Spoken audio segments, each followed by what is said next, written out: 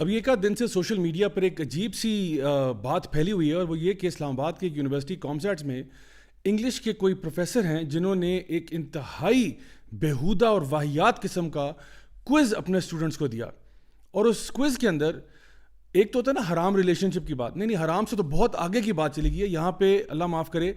Insist کے بارے میں بات ہو رہی ہے، یعنی کہ ایک بہن اور بھائی کا آپس میں ناجائز تعلق. کیا یہ بات سچ ہے یا جھوٹ ہے؟ آج اس پر بات کرتے ہیں.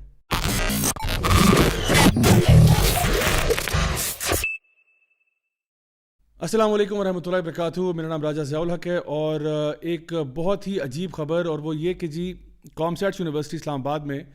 ایک پروفیسر جن کا نام خیر البشر بتایا جا رہا ہے، نام دیکھیں کتنا خوبصورت ہے اور کام دیکھیں کیسے ہیں. انہوں نے اپنے اسٹوڈنٹس کو ایک کوئز دیا ہے، اور اس کوئز کے اندر ایک انسیسٹ کا ریلیشن شپ جو ہے بہن بھائی کے بیچ میں، اس کے بارے میں بات کی کہ جی 300 ورڈز میں آپ اس کو بیان کریں کہ آپ کو یہ ایکسپیرینس کیسا لگا، اس کے بارے میں آپ کی رائے کیا ہے، آپ کے تاثرات کیا ہیں. اب یہاں پہ بہت سی باتیں کہنے والی ہیں، تو سب سے پہلے تو جو گڈ نیوز ہے وہ آپ کے ساتھ شیئر کر دیتا ہوں. وہ یہ کہ یہ جو معاملہ ہوا ہے، اس میں پہلی بات یہ ہے کہ معاملہ سچ ہے، اس میں کوئی رومر والی بات نہیں ہے کہ یہ واقعہ نہیں ہوا، ایسا ہی ہوا ہے. لیکن اچھی بات یہ ہے کہ ان کو فوراً سے پہلے فائر کر دیا گیا. ٹیچرز کی ایک کمیٹی بیٹھی جنہوں نے بیٹھ کے فوراً سے ان کو یونیورسٹی سے باہر نکالا، بلکہ نہ صرف باہر نکالا، ان کو یونیورسٹی سے بلیک لسٹ بھی کر دیا گیا. یہ واقعہ جو ہے یہ 5 جنوری 2023 کو پیش آیا تھا جب ان کو فائر کیا گیا. اور لیکن ابھی سوشل میڈیا پہ یہ بات چونکہ تھوڑا لیٹ پہنچی ہے، تو اس لیے پچھلے ایک آدھ دن میں بہت زیادہ ہنگامہ مچا ہوا ہے. سو دا گڈ نیوز از کہ not only has he been fired but he has also been black listed and he has been cooked out of the university which is a good thing. اصل سوچنے والی بات یہ ہے کہ ایک بندہ انگلش لینگویج کا پروفیسر لگا ہوا ہے ایک بڑی ریپوٹیبل یونیورسٹی کے اندر، وہ یہاں تک کیسے پہنچتا ہے؟ دیکھیے، کسی کے ماتھے پہ تو نہیں لکھا ہوتا کہ وہ کون سے ایجنڈا پر چل رہا ہے، وہ کون سی بلیفز کو لے کے پھرتا ہے، وہ کتنا میسڈ اپ ہے سائیکولوجیکلی، یعنی کسی کے چہرے پر تو یہ نہیں لکھا ہوتا. اب وہ جو اپنے کریڈینشلز اس نے پیش کیے ہوں گے، اس نے وہی بتایا ہوگا کہ بھئی میں فلاں یونیورسٹی سے پڑھا ہوں، میرا بیچلرز ہے، ماسٹرز ہے، پی ایچ ڈی ہے، جو اس کی ایکسپرٹیز ہیں وہ بتائی ہوں گی. لیکن اندر سے اس کی ذہنیت کیا ہے یہ تو وقت ہی بتاتا ہے. اور ایک اور چیز میں آپ کو بتاؤں، کیونکہ میں خود بھی یونیورسٹیز میں پڑھاتا ہوں، تو جو کوئز ہوتا ہے نا کلاس کوئز، یہ کلاس کوئز کسی سے چیک نہیں ہوتا، یہ ٹیچر کے اپنے ڈسکریشن پہ ہوتا ہے کہ وہ کس طرح سے کوئز کو آگے پیش کرتا ہے، کس طرح سے آگے پریزنٹ کرتا ہے. لیکن جو مڈ ٹرم ایگزامز ہوتے ہیں اور جو فائنل ایگزامز ہوتے ہیں، ہاں وہ پورے یونیورسٹی کا ایک پورا ایک میکنزم ہوتا ہے جس کے تھرو وہ گزرتے ہیں، ان کو دیکھا جاتا ہے، چیک ہوتے ہیں، اسکروٹنائز ہوتے ہیں، اس کا پورا پروسیس ہوتا ہے. لیکن جو کلاس کوئز ہوتا ہے یا کلاس ورک ہوتا ہے یا ایون ہوم ورک ہوتا ہے، وہ بار بار جا کے وہ ڈپارٹمنٹ سے ویریفائی نہیں کروا رہے ہوتے. تو یہ اب بچوں کے اوپر، اور میں ان بچوں کو خراج تحسین پیش کروں گا جنہوں نے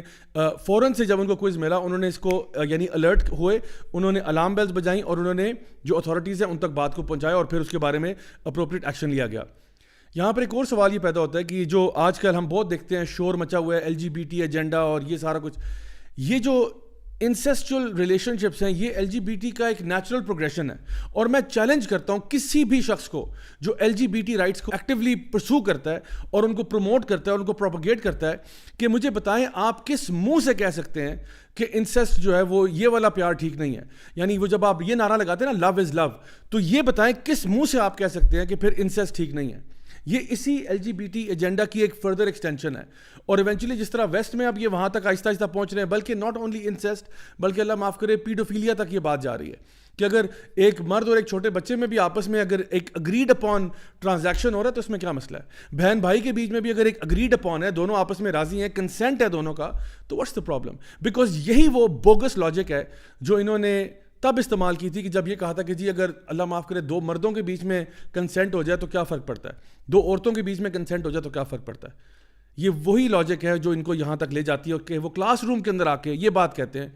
کہ اگر ایک بہن بھائی کے بیچ میں رشتہ ہو جائے اور کنسینٹ کا رشتہ ہے، کوئی نئی چیز ٹرائی کرنا چاہتے ہیں، تو اس میں کیا ہارم ہے؟